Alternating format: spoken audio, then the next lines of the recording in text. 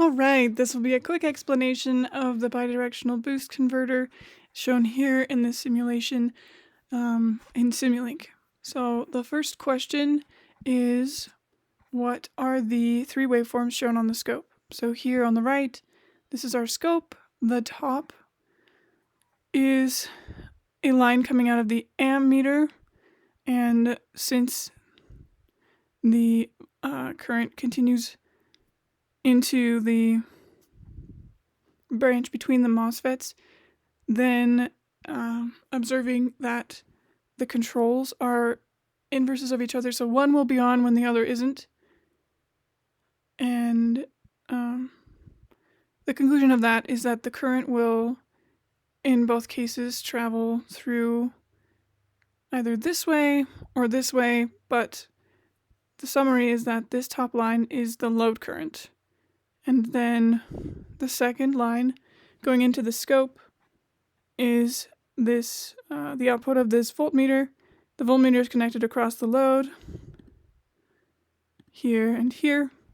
So it is easy to say that this second signal into the scope is the voltage across the load.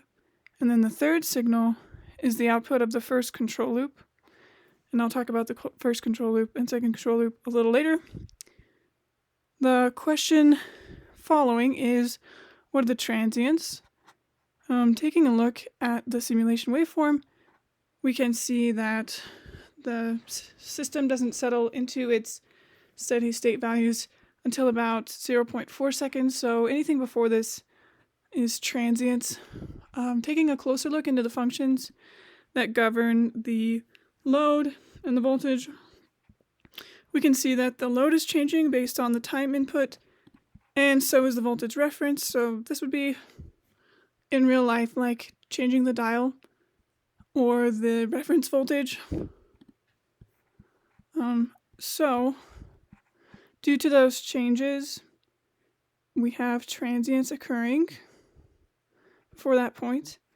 The highest current transients that we see are a little above 30 amps, and the lowest current transients that we see are a little below 40 amps.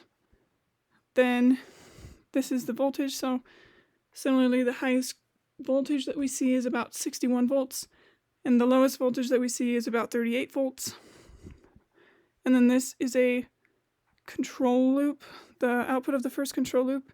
The highest that we see here is 1.2, and the lowest that we see here is negative 1.2. Make it a little smaller so we can see it. Almost there.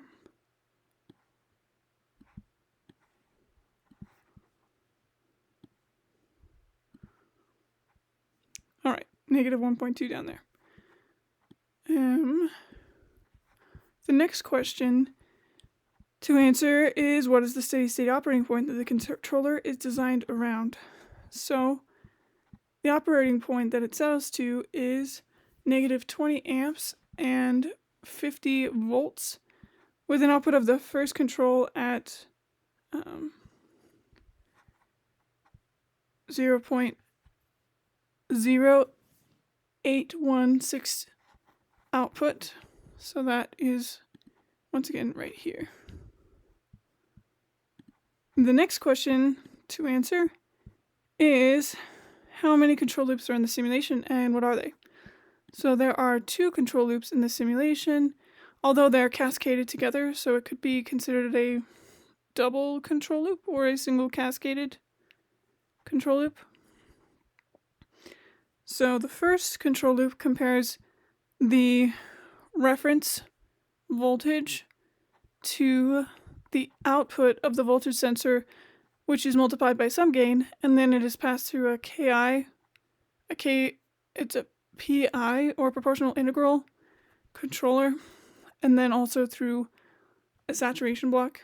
And at that point, its output is compared to the output of this ammeter, passed through a gain and a couple of filters, and then once again pass through a proportional integral control and a saturation block before being given another gain and then being converted into the control signal for both MOSFETs. So I call, and I think the professor will also call, this first loop the voltage loop, and the second loop the current loop, or current control loop, voltage control loop.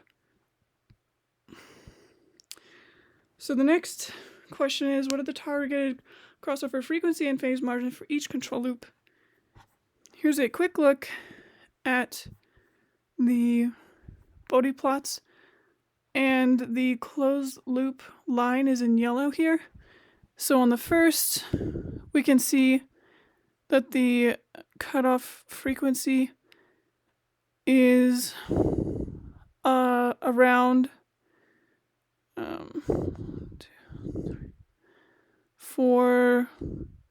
5-ish, 5,000 hertz. And then here, just eyeballing the crossover frequency of the closed loop control is about 100 hertz. And then ideally, as we dig into the MATLAB, these parameters were already set, so the crossover frequency for the current loop was set at 4,000, and the crossover frequency of the voltage loop was set at 100, and the phase margins, oh, they're right here. Okay, were set, so for the current loop, that's 600 degrees, and for the voltage loop, that's 75 degrees. The Kp and Ki for each loop are calculated in the subsequent MATLAB code. Kp for the voltage loop is 14.13. Ki for the voltage loop is almost 2300. Kp for the current loop is 3.3299, and Ki for the current loop is approximately 8.600.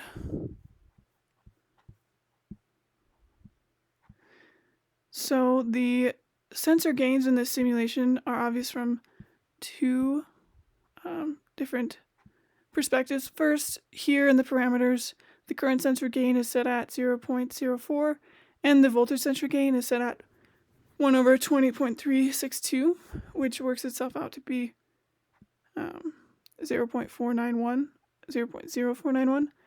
And then the sensor gains are also obvious by looking here at the simulation. So the output of the voltage is fed through this gain, 1/20.362, and then the output of the ammeter is fed through this gain, 0.04. The saturation blocks are as follows. For the first voltage loop, the upper limit is 1.2 and the lower limit is -1.2. The upper limit for the current is 3 and the lower limit is 0. The purpose of saturation blocks are to hopefully prevent damage to the circuit from a controls perspective. It is possible for a reference to be fed in that is higher than the system is designed for, and without a saturation block, the control loop will try to demand that much from the circuit, with possibly disastrous consequences. Ideally, putting a saturation block on the controls can also improve the transient time response, so the time to steady state of the controller, and also prevent damage during startup. Then one thing I found to be interesting is that the current was also passed through a couple of filters before it entered the current control loop. So that contributes to the closed loop control. And I was wondering, I would like to see the design process for the entire circuit, which would include picking values for the inductor and the capacitors. And even more interesting to me, well, or maybe equally as interesting, would be seeing how to scope out and pick out a part for those specifically. And then another thing that would be interesting, and I would like to learn a little more about, is what happens as you shift the gains, like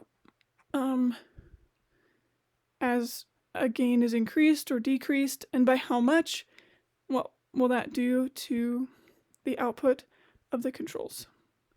Anyway, thanks for watching my video, and I look forward to seeing the rest of my classmates' videos.